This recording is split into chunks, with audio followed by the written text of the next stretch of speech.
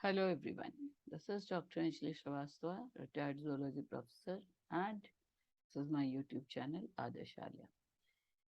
Today's video is the fifth video in the series of immune system जो अभी हम देख रहे हैं. लास्ट वीडियो में हमने देखा था एंटीजन, एंटीजन एंड हैप्टेन, और आज हम देख रहे हैं एंटीजन, एपिटोप एंड पैराटोप. तो एंटीजन तो हर जगह कॉमन है क्योंकि एंटीजन से ही इम्यून सिस्टम शुरू होता है. Antigen are, as already we have seen, antigen are the parts or the the the parts, हम foreign parts भी इनको कह सकते हैं, या more better, ये for these antigen are the parts which are not part of the human body. जिस human body के जो पार्ट नहीं हैं वो हैं एंटीजन. ये अगर कुछ बीमारी क्रिएट करते हैं, antigens are actually the proteins. एक और डेफिनेशन इनका है, ये हम सब देख कर क्या है बेसिक्स ऑफ इम्यून सिस्टम में. Antigens are the proteins produced by some pathogens. Foreign body जो हैं, जो ह्यूमन सिस्टम के पार्ट नहीं हैं, वो जो प्रोटीन्स जो प्रोड्यूस करते हैं, वो प्रोटीन्स अगर इम्यून सिस्टम को ट्रिगर करते हैं तो वो कहे जाएंगे एपीटोप्स. अगर वो इम्यून सिस्टम को ट्रिगर नहीं करते हैं, no IR, no immune response, तो आपको अगर याद हो लास्ट वीडियो में हमने देखा वो है हैप्टेन. हैप्टेन के बारे में डिटेल्स हम देख चुके हैं. आज हम बात करने जा रहे हैं एपिटोप के बारे में. एंटीजन के वो पार्ट जो इम्यून सिस्टम ट्रिगर करते हैं बी सेल्स और टी सेल को एंटीबॉडीज बनाने के लिए मोटिवेट करते हैं, वो होते हैं एपिटोप. और एक थर्ड टर्म भी आ रहा है, दैट इज द पैराटोप. तो यहाँ पे अगर ये एपिटोप एंड पैराटोप को हम एकदम शॉर्ट में पहले समझ लें, फिर हम एपिटोप से एक एक करके एपिटोप और पैराटोप देखेंगे. तो मान लीजिए ये एक एंटीजन है, एक एंटीजन का ये पार्ट है, this is the part of the pathogen, this is the antigen. ये है आपका एंटीजन. नॉट ओनली दिस, यहाँ तक पूरा ये एंटीजन. इस एंटीजन पे ये जो ब्लू पार्ट दिख रहा है, ऐसे कई एक पार्ट मिलेंगे actually in the true sense. इस तरह से एंटीजन पे ये जो ब्लू रीजन है, इस तरह के कई एक रीजन्स दिखेंगे. And all these are the reasons which are going to fit. ये है आपका बी सेल जो ये क्रिएट कर रहा है एंटीबॉडी, और इस एंटीबॉडी का जो शेप है वो शेप इस एंटीजन के बॉडी के इस पार्ट से फिट कर रहा है, इस शेप में फिट करेगा. तो ये एंटीबॉडी का ये पार्ट जहाँ पे एंटीजन फिट करेगा, जो एपिटोप फिट करेगा रादर, ये हमने देखा था, this is epitope and this part of the antibody जहाँ पे ये एपिटोप फिट करने जा रहा है उसको हम कहते हैं पैराटोप. आई थिंक ये आपको काफ़ी क्लियर हो गया होगा. एंटीजन क्या है, एपिटोप क्या है, पैराटोप क्या है, और हैप्टेन क्या है. This is the antigen. ये पैथोजन से आया, जो भी फॉरेन सब्सटेंस है उनका पार्ट है, जो कि इम्यून सिस्टम को ट्रिगर करने जा रहा है.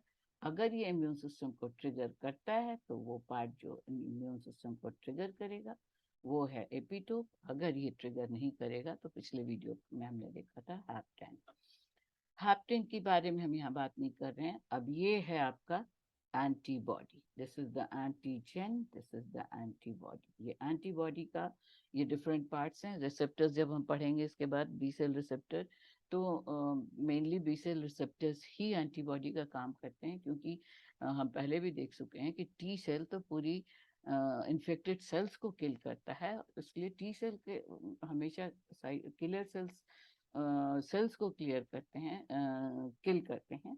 ज़्यादातर एंटीबॉडीज काम करते हैं पैथोजेंस पर या एंटीजेंस पे. वो रिसेप्टर्स बनाते हैं जो कि फिट करते हैं एंटीजन के पर्टिकुलर पार्ट से, जो एपिटोप हैं, और जहाँ फिट करते हैं उनको हम कहते हैं पैराटोप. तो आई थिंक ये अब आपको क्लियर हो गया. अब इसके बारे में डिटेल्स लैंग्वेज में आप इस स्लाइड से ले सकते हैं. This is the antigen. एक एंटीजन का 3 डायमेंशनल फिगर है. ये 3 डायमेंशनल फिगर क्या होता है और लीनियर फैशन क्या होता है, ये हम आगे की स्लाइड में देखते हैं. An epitope is a part of antigen binds to specific antigen receptor on surface of B cell. ये जरूरी नहीं है कि एंटीजन एपिटोप बी सेल पर ही हो, टी सेल पर भी होता है, but of course B cell receptors को ज्यादा प्रोड्यूस करते हैं। So each and every line I won't going to read. अब आप इसको अपने नोट्स के लिए ले सकते हैं। अब हम एक बार फिर से क्विक अब हम रिव्यू करते हैं। This is the antigen. That antigen फिर से हम अगर देखें तो एंटीजन दो तरह के हो सकते हैं, microbial and sorry hetero antigen and self antigen. Hetero antigen जो जो फॉरेन पार्टिकल्स हैं उनको हम हेटेरो एंटीजेंस कहेंगे, जो कि बाहर से आते हैं, जो बॉडी के पार्ट नहीं है। वो बॉडी के अंदर हो बाहर हो, बॉडी के ह्यूमन बॉडी के पार्ट नहीं है।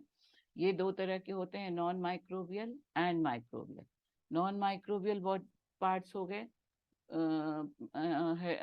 जो हेटेरो एंटीजेंस जिनको कहते हैं हम, ये माइक्रोबियल हो सकते हैं।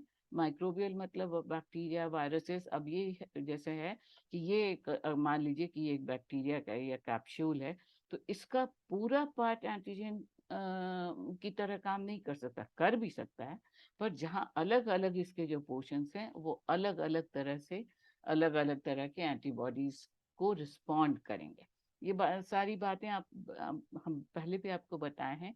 इम्यून सिस्टम एक बहुत ही इंटरकनेक्टेड कॉम्प्लेक्स सिस्टम है। धीरे धीरे अगर आप ध्यान से सुनेंगे तो समझते चलेंगे। मान लीजिए कि ये एक आपका नॉन माइक्रोबियल पार्ट है,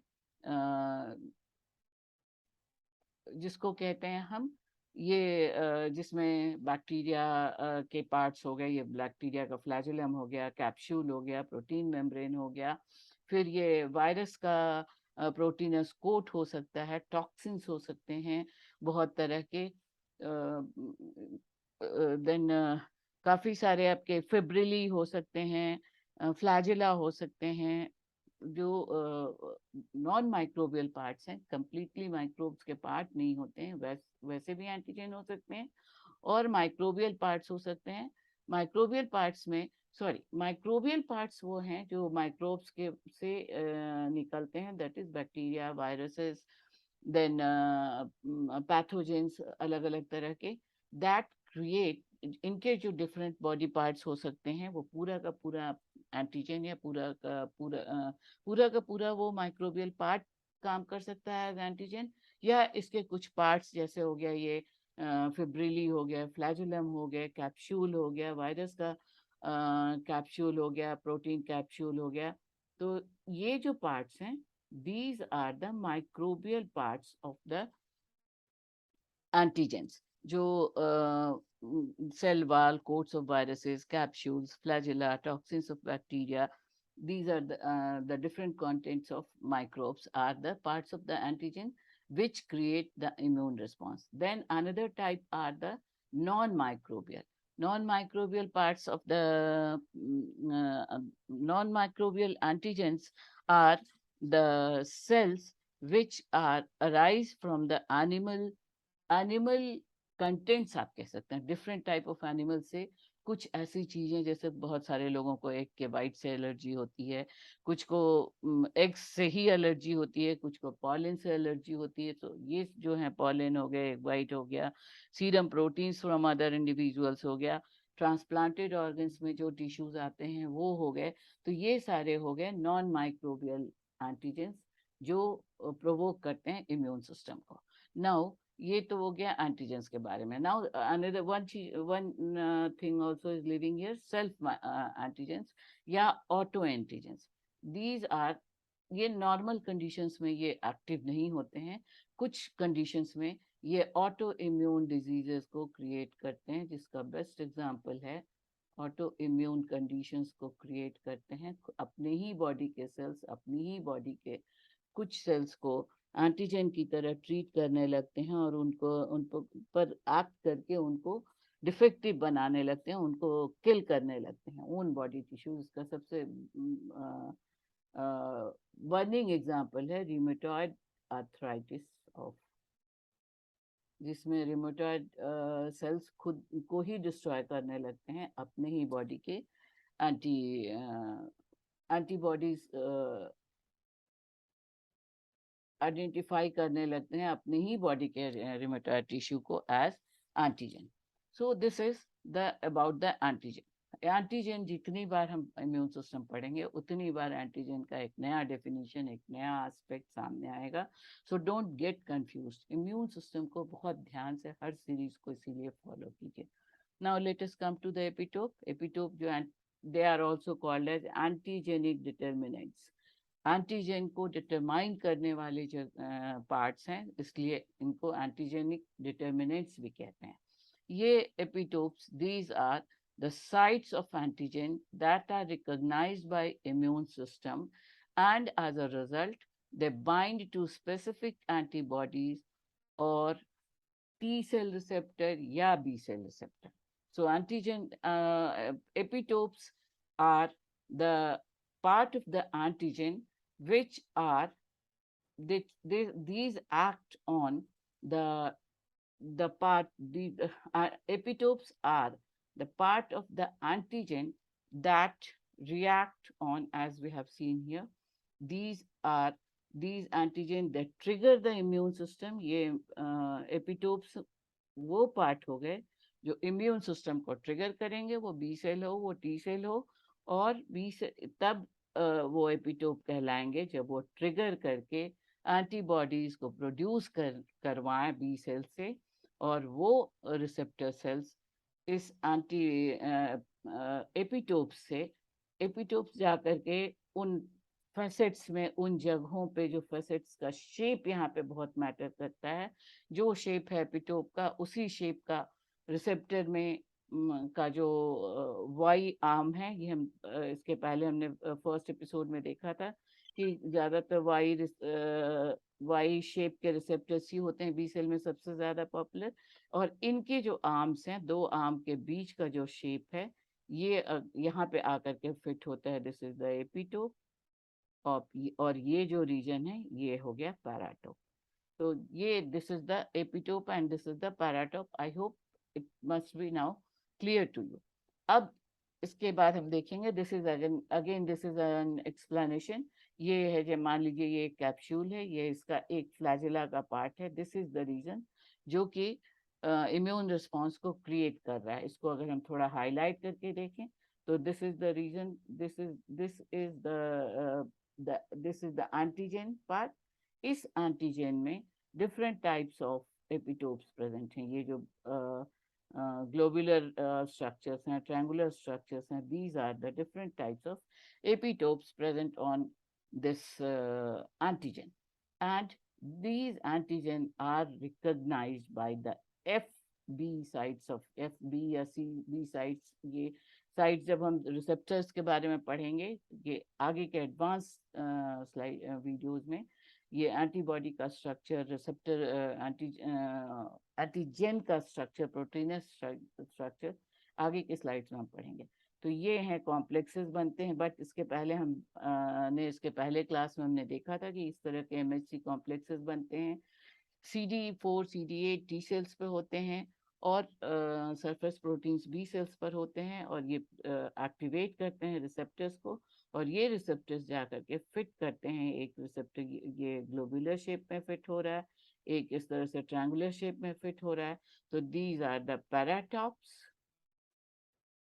and this is the epitope. This is the epitope. This is the epitope. Now these are fitting here. That is the explanation. Now the next is the types of epitopes. अब हमने देखा ये epitopes के बारे में हम देख चुके. अगर केमिकल स्ट्रक्चर देखें तो केमिकली द एंटीजेंस आर, ये तो मैंने पहले बताया आपको, एंटीजन हो, एंटीबॉडी हो, सरफेस प्रोटीन्स हो, MHC कॉम्प्लेक्सेस हो, ये सारी चीजें they are mainly different types of proteins formed of the different types of polypeptide chains या peptide chains, and वो chains बने होते हैं amino acids के. Of course कुछ polysaccharides and glycoproteins या nucleoproteins are also acting as the antigen proteins, but mostly they are the proteins. Now on the basis of interaction and binding of epitope with paratope, the epitopes are of two types. sequential or conformational epitopes, and linear or non-sequential epitopes. Now, these epitopes, as in upcoming slides, I'll give you this is one example of one epitope. इस तरह के बहुत सारे epitopes हो सकते हैं. This is one epitope, this is another epitope, this is another epitope. These are the different type of epitopes, जिसमें अब एक एंटीजन पे भी कई तरह के एपिटोप हो सकते हैं. एक ही एंटीजन पर कई तरह के एपिटोप्स हो सकते हैं, और इन हर शेप का जो एपिटोप है इसके लिए स्पेसिफिक रिसेप्टर चाहिए होगा. इसीलिए मैंने आपको अगर याद होगा तो हमने टाइप ऑफ बी सेल देखा है, टाइप ऑफ टी सेल देखा है. The B cells are very much specific, receptor specific.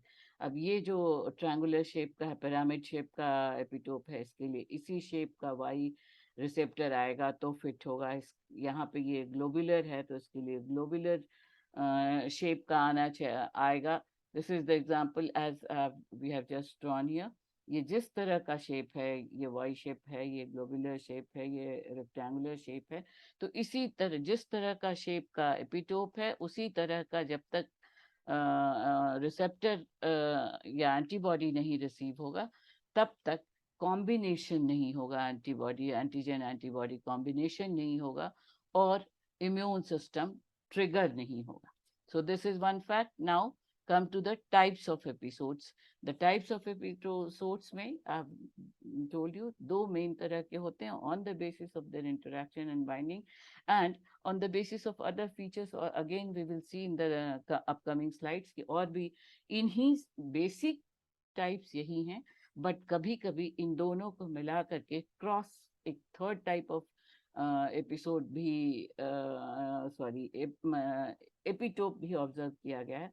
That is called as cross binding epitopes. और ये एपिटोप्स जहाँ पर काम कर रहे हैं, जिस तरह के जितने लॉन्ग सीक्वेंस पर काम कर रहे हैं उसके बेसिस पर बी सेल एपिटोप्स होते हैं, सी सेल एपिटोप्स होते हैं. That also we will see now. But basically the epitopes are on the basis of their structural functioning. वो B cell, T cell, cross binding epitopes इसके बाद हम देखेंगे. That is on the basis of what type of receptor they are they are acting. But on the basis of their interaction with paratope, the epitopes are of the two types.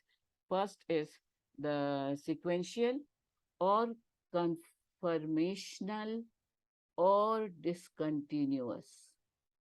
These are the three names for the first type of epitope. They are hydrophilic in nature. Sorry, this is not hydrophobic. This must be hydrophilic in nature. And in this discontinuous type of epitope, this is the discontinuous type of epitope in which there are these epitopes are not continuous. अगर इनको हम present करें तो this is यहाँ पे आएंगे discontinuous epitopes. कहाँ चले गए? This is the discontinuous type of or conformational epitope, जिसमें कि आप देख रहे हैं ये जो parts हैं epitopes के, ये जो बहुत ही छोटे छोटे अमाइनो एसिड्स के चेन है जो थोड़े थोड़े डिस्टेंट पर अरेंज्ड हैं. This is the episode. और यहाँ पर इनको, और this is the second type is the continuous और द लीनियर और the sequential epitope. This is the linear or non-sequential, non-sequential and linear epitope और continuous episode. That is एक beaded appearance है. ये एकदम बिल्कुल एक दूसरे से कोई गैप नहीं होता है इनके बीच में, इस तरह से हैं. This is the continuous or non-sequential, sequential or linear epitope. This is hydrophilic in nature and this is hydrophobic in nature. Now, when they interact, let us see how they interact with these are the as we have seen. ये सब सारे diagrams आपको बता रहे हैं जो हम अभी देख चुके. ये कैसे, क्या ये पैराटॉप्स हैं या एपिटोप्स हैं, ये कैसे डिफरेंट टाइप्स हैं, ये कहाँ पे फिट करते हैं, किस तरह से फिट करेंगे, ये सारा डायग्राम्स हम देख चुके हैं. This is the linear epitope and this is the discontinuous epitope that we will see now in details. यहाँ पे हम देखते हैं continuous residues linear epitope. This is here, there is no gap between the amino acids जो उस epitope को बना रहे हैं, and there are gaps in between the amino acids. इसमें number of amino acids discontinuous epitope में बहुत कम होते हैं. Mostly it is from 5 to 8 amino acids के बने हुए होते हैं. ये ऐसे डिसकंटिन्यूअस और कन्फर्मेशनल और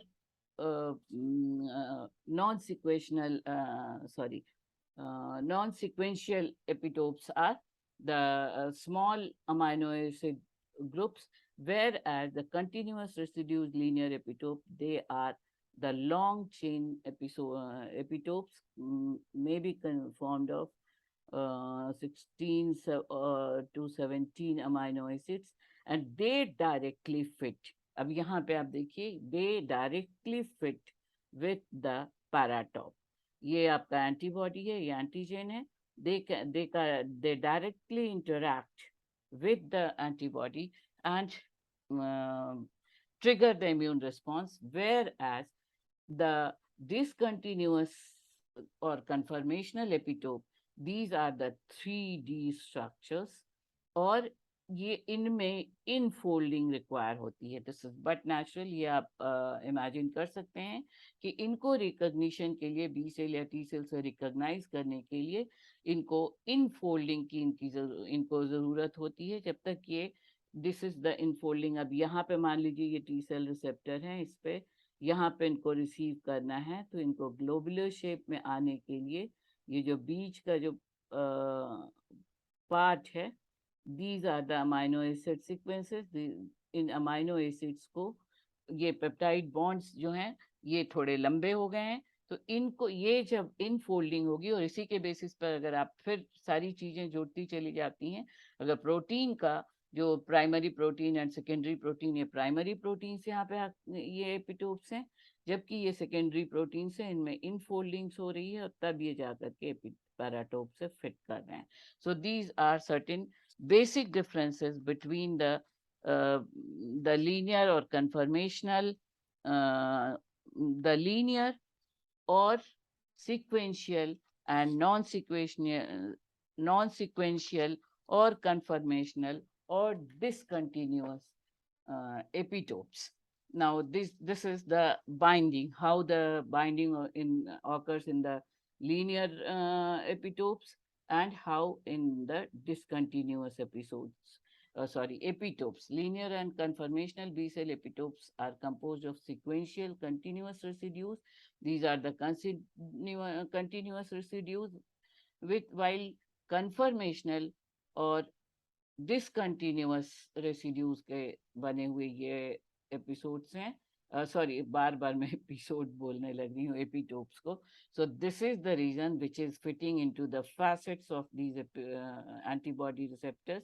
यहाँ पे डेफिनेट ये रिसेप्टर्स में फैसेट्स बने हुए होंगे या शेप्स एक्चुअली बने होते हैं, जिनमें जाकर के ये फोल्डिंग होगी, और तब जाकर के ये डिसकंटिन्यूअस एपिटोप्स यहाँ पे फिट करेंगे. सो this is the binding of the different types of epitopes. Now this is the T cell episode.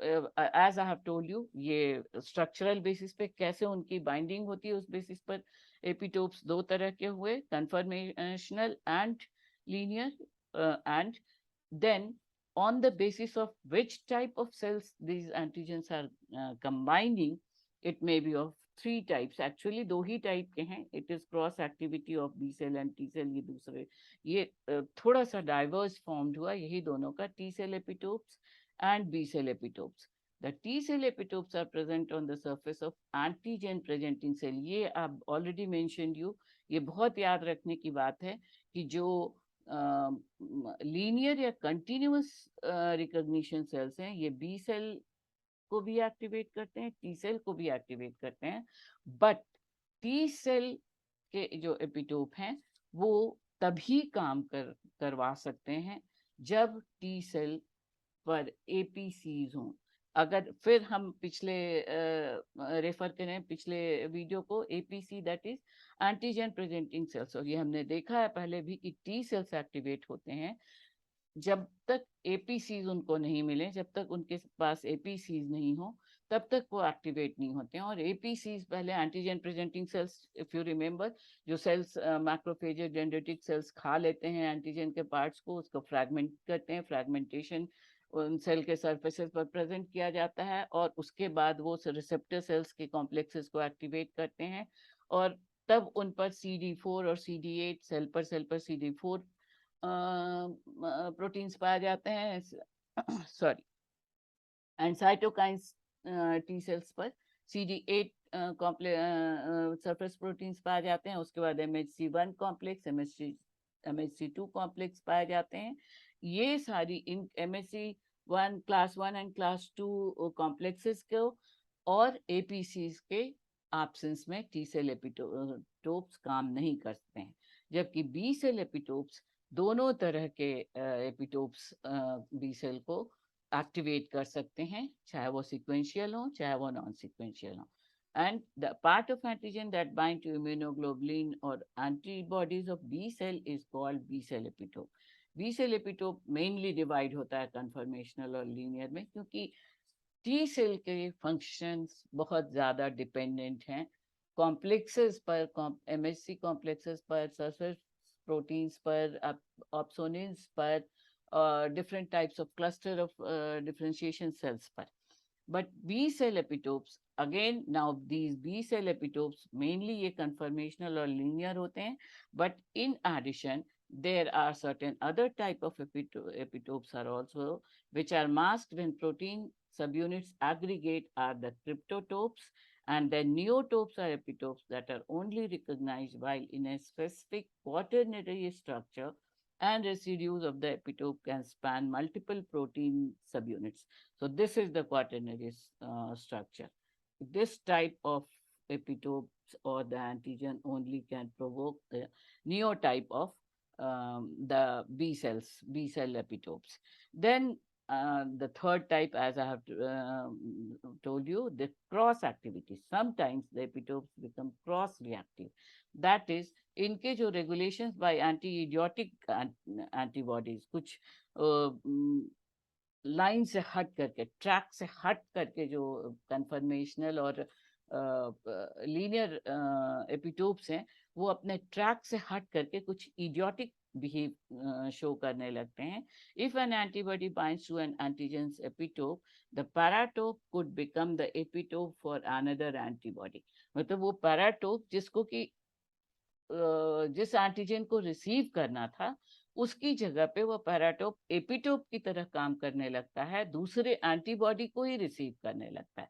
So that is an idiotic behavior with if this second antibody is of IgM class. Again, if you remember, हम लोग पहले के class में देखे हैं, immunoglobulins are the proteins present on the antibodies, और ये कई तरह के होते हैं, डी गेम करके हमने देखा था, D IgD, IgM, IgA, IgE, IgM.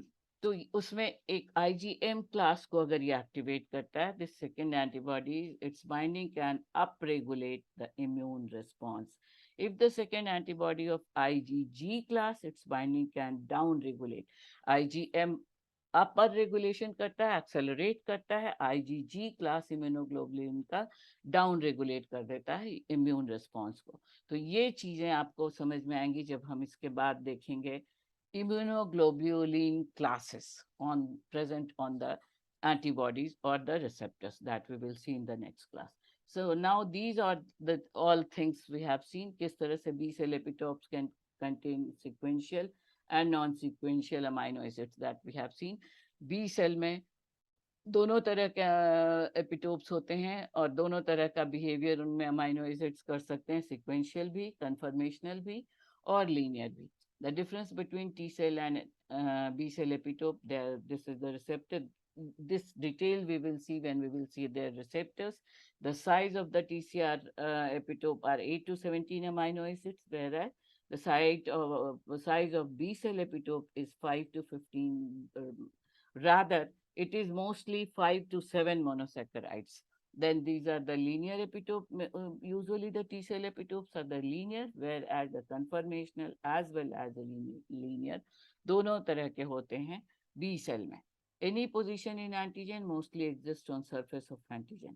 So these are the basic differences between the B cell epitope and T cell epitope. Then properties of B cell epitopes, the point wise ये I have already given you here. ये सारे points आपके short questions के लिए, objective questions के लिए, multiple choice questions के लिए, as well as short 5 marks के लिए बहुत इंपॉर्टेंट हो सकते हैं. Now again this is the details. ये हो गया आपका बी सेल एपिटोप किस तरह से एक्टिवेट होता है, किस तरह से रिकॉग्नाइज होता है. ये टी सेल देन दोनों में टी सेल 4 हो गया हेल्पर सेल, CD8 हो गया साइटोकाइन सेल. ये हम लोग टाइप्स ऑफ CD सेल देख चुके हैं. These are the alpha beta, these are the types of the immunoglobulins. ये किस तरह से एक्टिवेट करते हैं. These are the CD4 are the clusters of differentiations. These are the cluster of proteins. और APC जब तक नहीं प्रेजेंट होते हैं T cell epitopes काम नहीं करते हैं. That we have seen. Now this is the function of epitope. Epitopes that we have already seen. अब इसके एक एक पॉइंट को हम नहीं फिर से लेने जा रहे हैं. I think ये the epitope recognition by B cell and T cell is central to humoral and cell-mediated immune response. We have already seen in last 2 videos what is humoral immune response and cell-mediated. Humoral is in blood, cell-mediated is in cell and organs and tissues. Details you can take from here. Now comes the paratope. Paratope में हम बहुत ज़्यादा detail नहीं जाएंगे, इसके लिए हमको अलग वीडियो देखना होगा. Paratope already I have mentioned you, क्योंकि जो एज फिर से हम वही कह रहे हैं कि जो सिलेबस लड़कियों ने मांगा है, जिनका तुरंत एग्जाम है, उनके सिलेबस में पैराटोप स्पेसिफिकली मेंशन नहीं था. बट एपीटोप पढ़ा रहे हैं तो पैराटोप आपको जानना ही चाहिए. इसलिए मैंने शॉर्ट में आउटलाइन आपको पैराटोप का बता दिया है. और पैराटोप के details you can take from this slide if you want the notes. Otherwise we will discuss this paratope, its type, its mode of working. ये पैराटोप सेल रिसेप्टर का स्ट्रक्चर है. इसमें सेल रिसेप्टर में variable region होता है, constant region होता है, उसके बाद इनके डाइसल्फाइड बॉन्ड से ये जुड़े हुए होते हैं. तो ये स्ट्रक्चर्स जब हम देखेंगे रिसेप्टर्स के बारे में, तो हम already light chain, heavy chain. So for your answer you can take these 2 slides, but in those slides के बारे में एपिटोप पैराटोप के पर्टिकुलर स्पेसिफिक इंटरैक्शन के बारे में हम अगले वीडियो में देखेंगे. Now identification of epitopes is the point जो आजकल बहुत ज़्यादा जो एडवांस रिसर्चेज में कहाँ पर एपिटोप्स का और ज़्यादा एडवांस रिसर्च में यूज हो रहा है. This is the experimental screening of large arrays of potential epitope identification, understanding disease etiology, immune monitoring, developing diagnosis assays, and designing epitope-based vaccines. So these are the modern field of area. So I think you must have understood the basics of epitope and paratope. Do like, share, and subscribe the channel if you like it. Write down the comments. मैंने देखा कि epitope paratope पे तो एकदम ही videos Hindi में नहीं है. Immune system पे वैसे भी हिंदी में एक्सप्लेनेशंस कम मिल रहे हैं, इसलिए मैं और भी थोड़ा कोशिश कर रही हूँ कि आपको ज़्यादा समझा सकूँ. आई होप कि आपको समझ में आ रहा होगा. कुछ कमेंट्स हैं तो लिखिए. Do like, share and subscribe. see the description box for some more descriptions, and see my previous videos also. Thank you. Press the bell icon if you want to get notifications of upcoming